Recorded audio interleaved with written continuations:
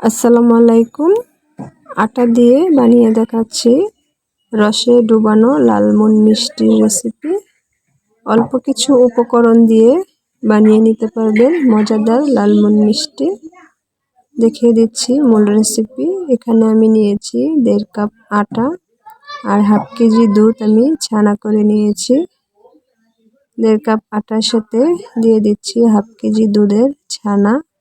অল্প অল্প করে ছানাটাকে দিয়ে খুব ভালো করে মিশিয়ে নেব। এইভাবে ছানা দিয়ে খুব ভালো করে আটাটাকে আমি ডলে নিচ্ছি।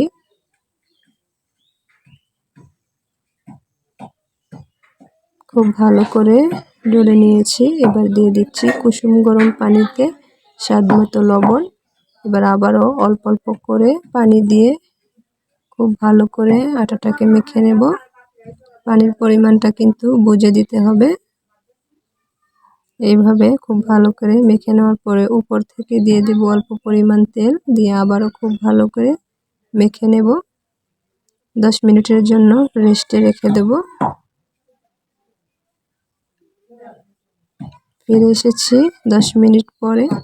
10 মিনিট পরে দেখেন আটাটা কতটা সফট হয়েছে।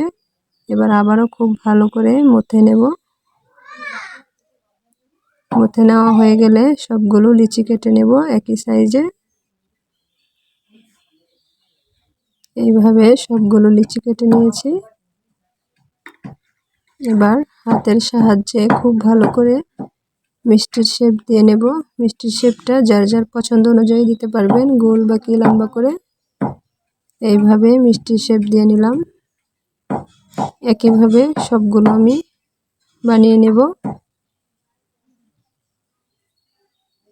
মিষ্টিগুলো বানানো হয়ে গেলে একটা সাইডে রেখে দিয়ে চুলা ধরিয়ে একটি কড়াইতে দিয়ে দিচ্ছি পরিমাণ মতো তেল। তেলটা কিছুটা পরিমাণ গরম হয়ে গেলে এখানে একটা একটা করে মিষ্টি আমি দিয়ে দিচ্ছি।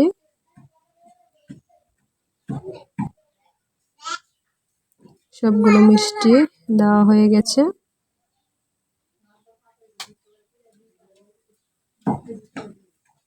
মিষ্টির এক পাশটা হয়ে গেলে আরেকটা পাশ উল্টে দেব।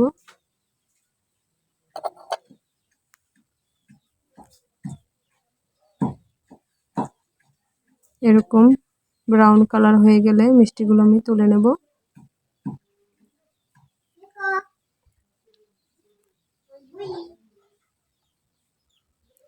একইভাবে পরেরগুলো আমি ভেজে নেব। এবার নিয়ে নিচ্ছি পরিমাণ মতো চিনি। চিনিটা যার যার প্রয়োজন অনুযায়ী দিতে হবে। কেউ মিষ্টি কম বা বেশি খায়। দিয়ে দিচ্ছি 2টা এলাচ মাঝখান থেকে ছিঁড়ে। স্বাদ মতো লবণ দিয়ে আবার চুলায় বসিয়ে দিলাম। এবার হাই হিটে কিছুক্ষণ জাল করে নেব। খুব ভালো করে শিরাটা ফুটে গেলে এখানে দিয়ে দেব ভেজে রাখা মিষ্টিগুলো।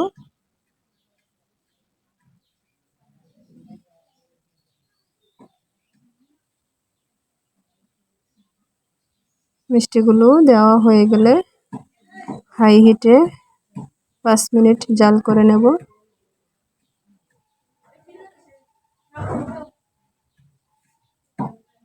ঢেকে 5 মিনিট হাই হিটে জাল করে নিলাম। 5 মিনিট পর একটু নেড়ে দিয়ে এবার লো হিটে রান্না করে নেব 10 থেকে 15 মিনিট। 10 মিনিট পর দেখেন মিষ্টিগুলো ফুলে কিন্তু ডাবল হয়ে গেছে। এ পর্যায়ে আরও 5 মিনিট মিষ্টিটাকে জাল করে নেব। তারপরে নামিয়ে নিলাম মজাদার লালমোহন মিষ্টি।